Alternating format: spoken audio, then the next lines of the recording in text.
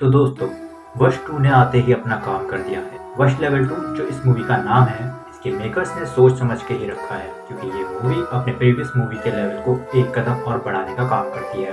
और मैं highly recommend करता हूँ कि आप इस मूवी को एक बार थिएटर में जाकर जरूर देखें क्योंकि इसका एक्सपीरियंस वहाँ पे बहुत ज़्यादा अच्छा हुआ, क्योंकि इस बार वशीकरण के लेवल को बहुत ही मास लेवल पर दिखाया जाने वाला है। जहाँ अगर आपको वश की कहानी नहीं पता है तो मैं आपको एक छोटा सा सिनॉप्सिस दे देता हूँ।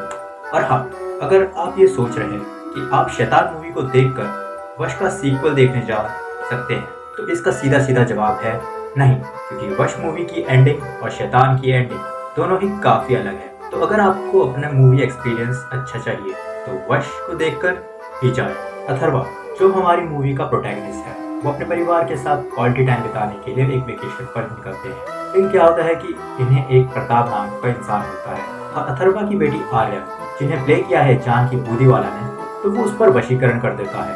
और एंड में आते आते अथर्वा का जो कैरेक्टर है वो अपनी बीवी और बेटे को खो देता है और उसकी बेटी जिंदा लाश की तरह हो जाती है। लेकिन इस मूवी के एंड में ये होता है कि वो प्रताप को मारता नहीं है, बल्कि वो प्रताप को कैद कर देता है।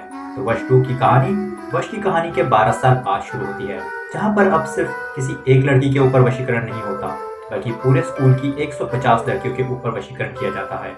और इन लड़कियों पर काबू करने के बाद जो इस मूवी का एंटागोनिस्ट है, वो इन लड़कियों के जरिए पूरे शहर पर कोहराम मचा देता है। और उसकी सिर्फ एक ही डिमांड थी, उसे प्रताप चाहिए। पेट्रोल पंप फट रहे हैं, लोगों पर हमला हो रहा है और एक पूरा स्कूल जहाँ बच्चों को पढ़ाया जाता है अब एक बैटल ग्राउंड में बदल चुका है। स्कूल में पढ़ने वाली वो मासूम सी बच्चियां अब टिकिंग टाइम बॉम्ब बन चुकी हैं, जो कभी भी कुछ भी कर सकती हैं।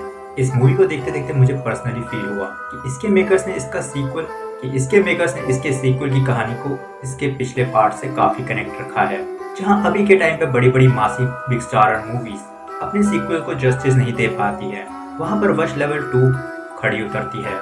इसके मेकर्स ने शुरुआत में ही हमें उन लड़कियों से जोड़ने की कोशिश करते हैं, उनके छोटे मोटे स्ट्रगल्स दिखाकर, और वो कैसे अपनी स्कूल लाइफ में आगे बढ़ रही हैं।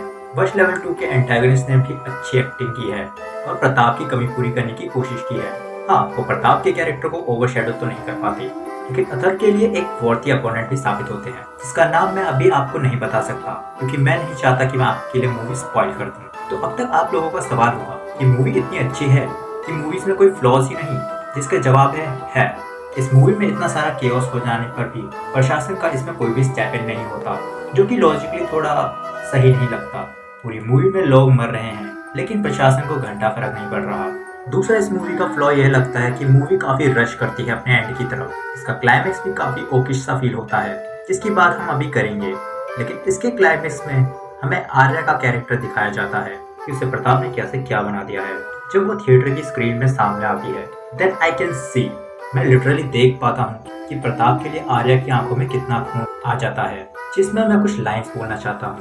जल गई वो आग में नफरत की, दिल में अब सिर्फ बदले की प्यास है। वो आंखें जो कभी चमकती थी, अब उनमें दिखता सिर्फ अंधेरा आसपास। और इस वीडियो के अंत में मैं सिर्फ एक ही सवाल करना चाहता हूँ, वो भी आप लोगों से। आप लोगों को क्या लगता है कि वशीकरण जो हमें इतना मास लेवल पर करके दिखाया गया है, वो पॉसिबल है?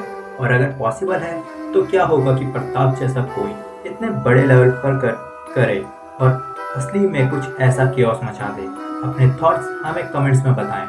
और वीडियो यहाँ तक देख लिया है तो प्लीज़ सब्सक्राइब करें, उस पर क्लिक करने पर कोई भी टैक्स नहीं लगता। बाकी मिलेंगे किसी नए वीडियो में, तब तक के लिए स्टे ट्यून्ड।